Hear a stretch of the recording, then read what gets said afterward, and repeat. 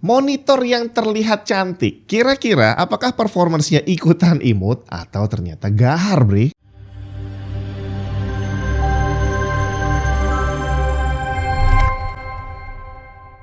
Halo, saya Jun. Jangan nilai sesuatu dari luarnya aja, karena bisa aja yang kita lihat seolah-olah cantik, ternyata bencong deh, dalamnya gahar, kuat coy. Gimana dengan monitor ini? Ini adalah ViewSonic VX2428AJ PK. Seri utamanya adalah VX2428AJ, di mana PK adalah warnanya yang pink. Tipe ini sendiri dirilis dengan dua varian warna, pink yang belakangnya PK dan light blue yang belakangnya BL. Jadi sepertinya memang dibuat sebagai monitor yang tampilannya manis. Waktu saya cek, harga monitor ini ada di kisaran 2,4-2,5 jutaan. Dari speknya 24 inci Full HD 240Hz. Yang bikin saya bertanya-tanya adalah ViewSonic sebenarnya udah punya monitor 24 inci 240Hz yang harganya under 2 juta. Namanya adalah VX2479A HD Pro. Beberapa minggu lalu saya sempat nge-review yang VX2479 HD Pro biasa. Ini versi 180Hz yang harganya 1,5 jutaan. Jadi 1,5 juta ada, yang 180, 240-nya under 2 juta, 1,9 sekian gitu ya. Nah, tiba-tiba muncul yang ini harganya 2,4 jutaan. Apa yang bikin beda? ViewSonic VX2428AJ PK, dan dalam hal ini termasuk yang seri BL yang warnanya light blue. Mempunyai display size 24 inci dengan viewable area 23,8 inci. Menggunakan panel IPS, resolusi Full HD, refresh rate 240Hz, brightness maksimum 250 nits, kontras rasio 1000:1 dengan color gamut tertulis 72% NTSC yang kurang lebih setara dengan 100% sRGB. Support FreeSync Premium dan G-Sync compatible. Untuk desain layarnya standar bezel tipis di ketiga sisi, dengan sisi bawah ada logo ViewSonic. Beda dengan VX2479 HD Pro yang pakai gambar burung, bre. Pengaturan OSD masih klasik menggunakan 5 tombol di bagian kanan layar, sama persis seperti versi 180Hz-nya. Perbedaan mulai terlihat pada desain standnya. Standnya berbahan metal yang udah full ergonomis, bisa swivel, height adjustment, tilt, dan pivot.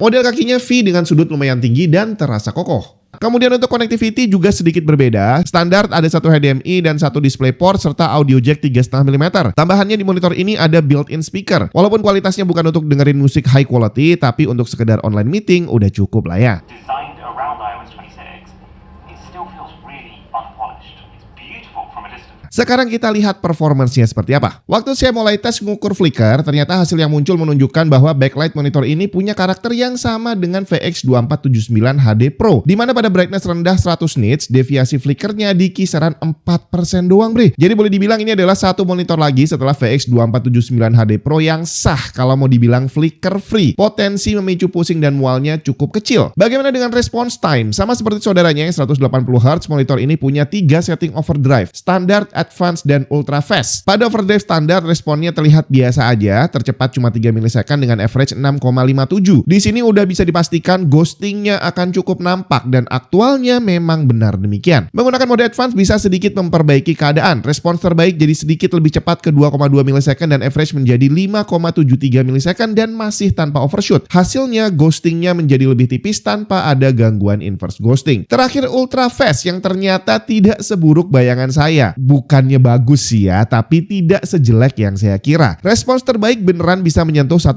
milisekund dengan average jadi 3,38. Tapi overshootnya udah muncul dengan persentase hampir 50%. Ini nggak seburuk monitor lain yang umumnya udah lebih dari 50% kalau pakai setting overdrive tertinggi. Tapi bukan berarti bagus. Karena kalau kita lihat, ghosting di UFO paling atas memang benar jadi lebih tipis dari sebelumnya, tapi inverse ghosting udah mulai terlihat jelas di UFO paling bawah. Cuma memang biasanya kalau monitor lain di setting paling tinggi ini, inverse ghostingnya udah muncul di mana-mana. Tapi tetap aja setting overdrive terbaik untuk monitor ini adalah yang tengah, advance. Kemudian untuk warna, gamut volume monitor ini tercatat 105% sRGB, walaupun yang bisa ditampilkan hanya sekitar 95% atau setara 75% di CIPT aja. Tapi ini udah sesuai dengan speknya. Dia punya mode sRGB, tapi sayangnya kualitas bawaannya ini kurang dikit lagi. Setting brightness-nya udah oke sebenarnya di 120 nits yang cukup general, dan black levelnya udah di 0,12 nits yang menghasilkan kontras hampir 1000:1. Sayangnya warna putihnya terlalu kebiruan di 7100 Kelvin, walaupun gamanya udah cukup konsisten di 2,2, gray balance-nya juga udah oke banget. Dan satu lagi, masih ada beberapa warna yang meleset lebih dari 4 delta E. Saya lakukan kalibrasi di 100 nits D65 dan terlihat pada brightness 100 nits black levelnya nggak turun sama sekali, yang hasilnya kontras rasionya jadi turun ke 809:1. Putihnya udah konsisten natural di 6500 Kelvin, gamma masih tetap terjaga bagus, gray balance juga masih bagus, dan kali ini bedanya, akurasi warnanya udah jadi bagus banget. Average-nya udah 0,19 delta E dan deviasi terjauh nggak lebih dari 1,7